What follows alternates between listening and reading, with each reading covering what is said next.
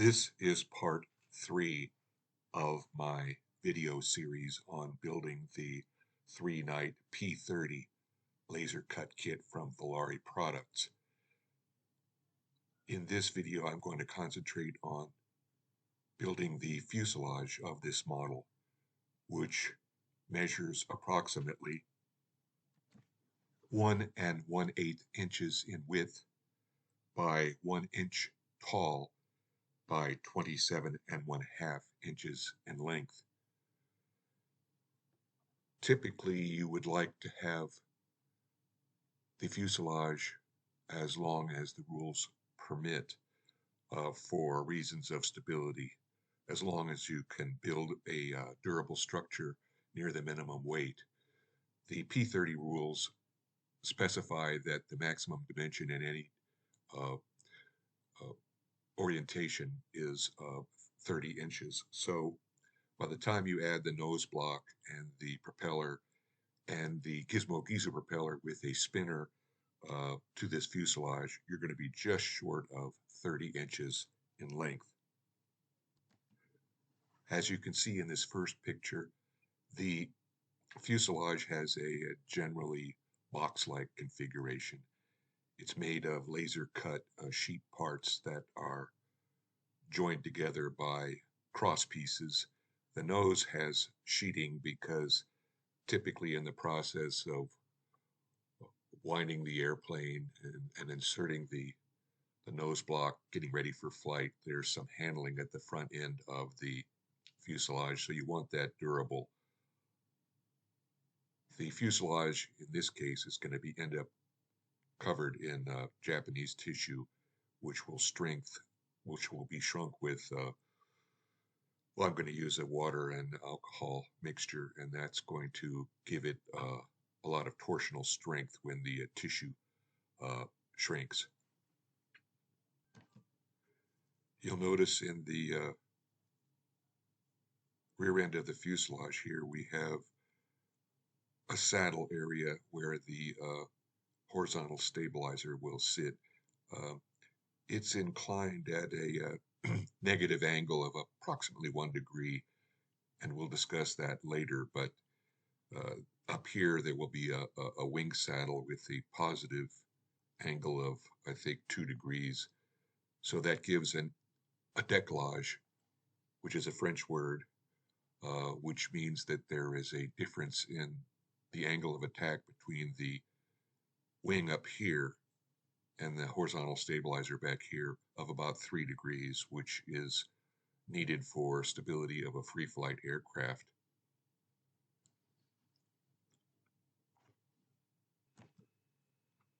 I want to remind you to follow along with the written instructions during this build because they're very detailed and precise.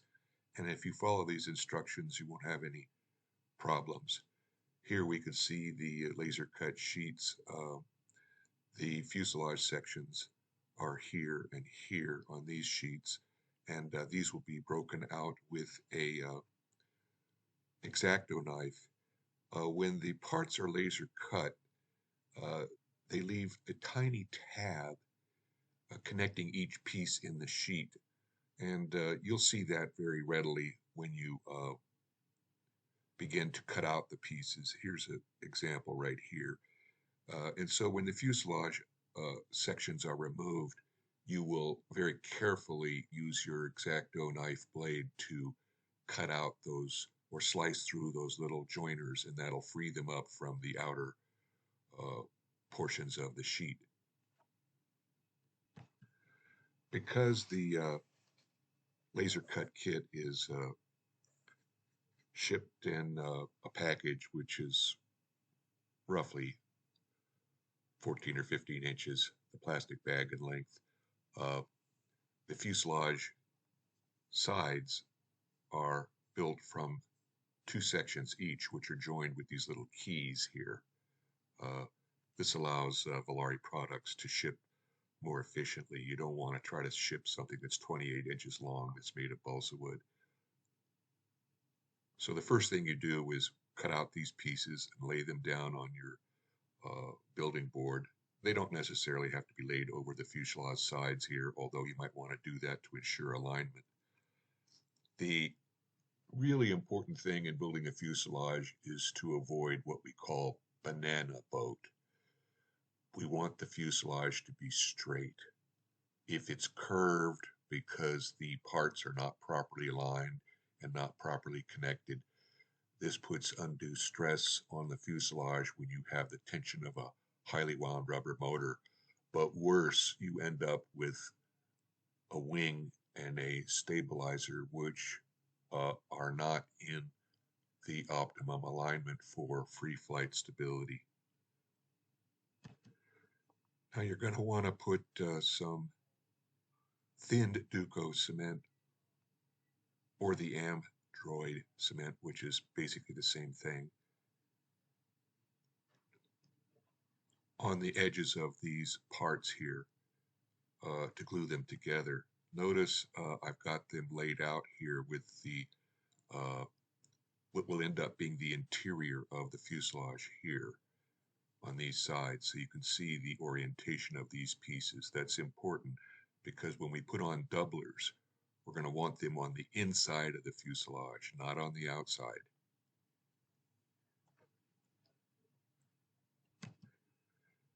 In this view, you can see that I have immediately glued on the doublers here, which join the fuselage sections, and I've also put on the doublers that are around the motor peg holes here. And notice how these cross piece slots have to be aligned right here and here, here, here, and here, and here. And this is the upper edge of the fuselage. I have inverted these and pressed them down here and here and held them down with these magnet pairs, which are attracting each other and holding this. So these sections vertically. Notice that the doublers are all on the inside of the fuselage sides. So because this is level on the building board and this is level on the building board, we're going to avoid what we call the banana boat effect. So this close-up view shows you where the motor peg doubler is here. Most, if not all, of the laser cut parts are etched with a part number, so you can identify that part number on the plan and make sure you're using the proper part number. This is called the FD doubler. Correction, this is not the FD doubler. This is the MPD doubler, which stands for motor peg doubler. This has a tapered edge. You're going to want to make sure you have the tapered edge aligned properly and that these slots are aligned. This or these are the FD doublers. These are the pieces that lap over the front and rear fuselage sections and give them considerable strength at that joinder. Here's another view that shows the two sides of the fuselage being constructed and held up with the magnet pairs. If you're using a foam board or a cork board, you're going to have some sort of triangular pieces or right angle uprights that you hold up with magnets or pins or something to get these vertical in close proximity later on, basically 1.5 inches apart. Excuse me, not 1.5 inches, 1 1/8 inches apart, so that you can put in the cross pieces. We'll get to that. So give at least 10-15 minutes for the all those doubler joints to dry, and then with the fuselage sides invert them so that they're now on their bottom edges, and prop them up so that they're vertical with pairs of magnets. Then you're going to glue in the bottom nose piece, again using thin Duco or Amdroid cement. Every time I mention glue in, use that kind of cement unless I specifically mention some other type of cement like cyanoacrylate, Ca.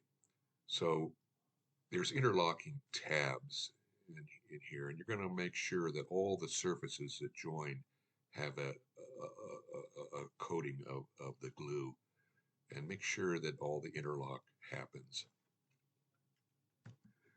Here the top fuselage piece has been glued in place. Notice these large magnets I'm using to hold everything square and in position.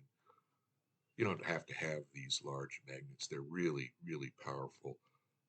I just happen to have them and I'm using them for convenience. Here's a view from the front end of the fuselage. Here's a view from the side of the fuselage under construction. Actually, I misspoke previously. The fuselage sections or sides are still inverted. In other words, this is the top edge and this is the bottom edge. They're still inverted while I'm gluing in the fuselage top and bottom panels. Notice these magnet pairs here, they're staggered. Again, you can do this over the fuselage layout, the top view, if you want to keep it perfectly aligned, which you should probably do. I'm a little bit lazy here. Since these magnets are only about 3/4 of an inch in width, a pair that has their polarity aligned so that they'll attract each other can go inside and still keep the fuselage sections the appropriate 1 1/8 inches apart. Now it's time to start joining these fuselage sides with cross pieces. Most of the cross pieces are labeled CP1, and you can see here's an example of a CP1, another example. They're broken out of these little oval sections which were punched out of here. So again, you're going to put a little dab of thin Duco on each of these and insert them.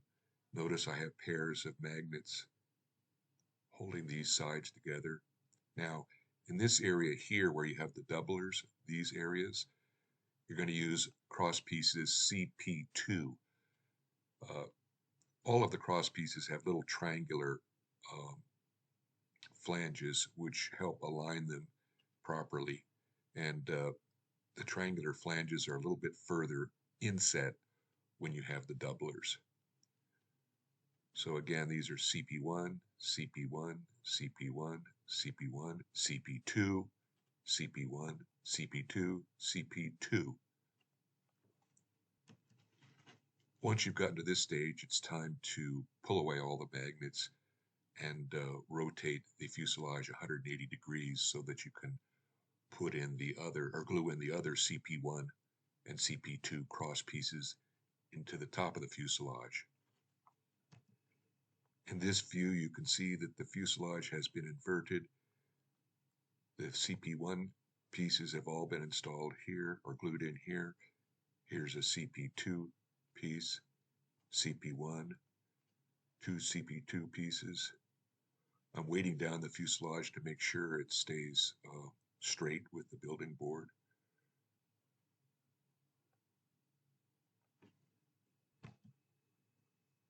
Referring to the plan here, you can see that aft of the motor peg doubler MPD, we're going to be gluing in shorter cross pieces. These are progressively shorter, CP3, CP4, CP5, same on the bottom of the fuselage. And here we have CP6, which is a neat triangular section. It's the stabilizer platform. CP5A here, CP5, CP5, and a very tiny CP6 right here on the bottom side of the fuselage. You can see in this view that the fuselage is inverted, and I've glued in CP3, CP4, CP5, and CP6 Now, when you're doing these aft sections, cross pieces, it's very important that the fuselage be positioned precisely over the top elevation view on the plan, because you're going to want this taper to be exactly in alignment with the longitudinal axis of this fuselage. You don't want this tail end bending this way or bending that way. In this view, you can see I've rotated the fuselage, and here is the stabilizer platform CP6A. It's a little tricky. You probably should glue that in first before you do any of these cross pieces, because it will help align these sides perfectly so there's no banana boat.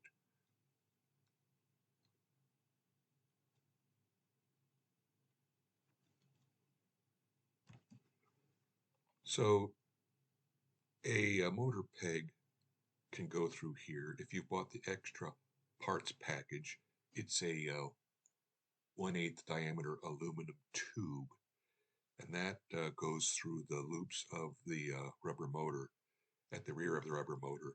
The rubber motor extends all the way through here and hooks on to the propeller here, either a motor hook, a prop shaft hook, excuse me, or if you use the Gizmo Geezer prop assembly, there'll be a special clevis arrangement that allows you to have a quick disconnect with the prop assembly.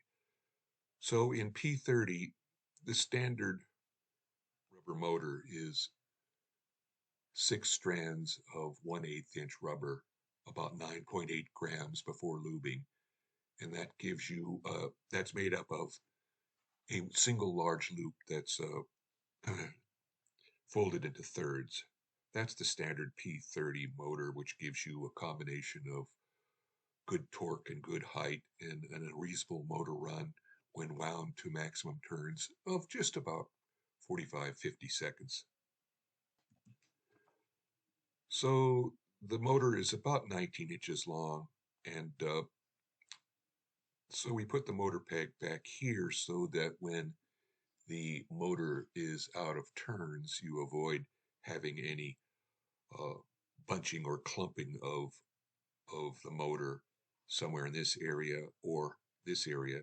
If that were to happen, for example, if you had the motor peg here and that kind of a motor without a tensioner, you could have clumping here or here. That would shift the CG in flight. If the clumping was here, you'd start stalling, and that would greatly impair the efficiency of the glide. If it was clumping here, the model might dive. But with the 19-inch motor and this motor length, even without a Gizmo Geezer, which has a built-in spring tensioner, you're not going to have that motor bunching and clumping issue. If you've purchased the Gizmo Geezer prop with the Three Nite laser cut kit, this is basically what the prop looks like. It has a built-in spring tensioner. So when the motor has, about 30 to 50 turns remaining, the prop will go into freewheeling mode, and the motor will not bunch because you still have 30 or 50 turns, and so it will not bunch up even if you had a shorter prop to hook length. So if you have purchased the Gizmo Geezer prop, I'm going to suggest that you can instead put the motor peg here.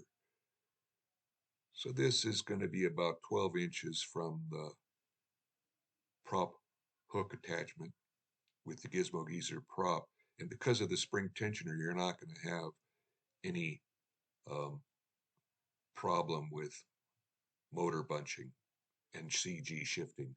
If you don't have a Gizmo Geezer, you're going to have to use the rear peg. Well, why would you want to put the peg here? Well, the peg, in general, in free flight aircraft, you always want to keep the tail end of the airplane as light as possible, but still be durable. there's many reasons for that, but basically they have to do with stability. If I have the rubber motor stopping here instead of here, that means more weight is forward. And that means that when I go to mount the wing in the appropriate location, I can still have, I can have the wing further forward and still get the CG in the optimum location. So I can have the wing further forward if I have the motor peg here rather than here. And this is convenient since we have these fuselage doublers here. We can just drill a 1/8 hole here. Make sure it's perpendicular to the sides.